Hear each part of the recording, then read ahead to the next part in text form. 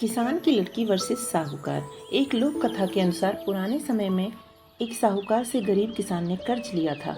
बहुत कोशिशों के बाद भी वह कर्ज चुका नहीं पा रहा था। एक दिन साहूकार ने किसान से कहा कि तुम मेरा कर्ज चुकाओ या तुम्हारी बेटी की शादी मुझसे करवाओ। ये सुनकर किसान और लड़की परेशान हो गए।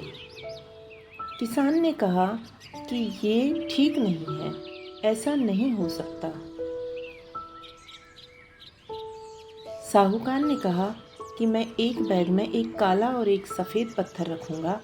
तुम्हारी बेटी को बैग में से एक पत्थर निकालना है। अगर इसने काला पत्थर निकाला तो इसे मुझसे शादी करनी होगी। अगर सफ़ेद पत्थर निकाला तो मैं तुम्हारा सारा कर्ज माफ़ कर दूंगा और ये शादी भी नहीं होगी। साहूकार ने कहा कि अगर तुम्हारी बेटी को बैग से पत्थर नहीं निकालेगी तो इसे शादी करनी होगी और तुम्हें जेल जाना होगा। पिता और बेटी के पास साहूकार की बात मानने के अलावा कोई और विकल्प नहीं था। दोनों भगवान पर भरोसा करके इस बात के लिए तैयार हो गए। साहूकार ने एक बैग लिया और जमीन पर पड़े पत्थरों में से 2 पत्थर उठाकर बैग में डाल दिए। ये काम करते हुए लड़की ने साहूकार को ध्यान से देखा। साहूकार ने दोनों ही काले पत्थर बैग में डाले थे। उसने सफ़ेद पत्थर उठाया ही नहीं था। अब लड़की सोचने लगी क्या करे। उसके सामने 3 विकल्प थे। पहला विकल्प ये कि वह पत्थर निकालने से ही मना कर दे, लेकिन ऐसा करने से भी उसे शादी करनी होगी। दूसरा विकल्प ये था कि वह साहूकार से बोल दे कि उसने चालबाजी की है और दोनों ही काले पत्थर बैग में डाले हैं। ऐसा करने से साहूकार से धोखेबाज साबित हो जाएगा, लेकिन उसके पिता का कर्ज माफ नहीं होगा। तीसरा विकल्प ये था कि वह काला पत्थर चुन ले और साहूकार से शादी कर ले।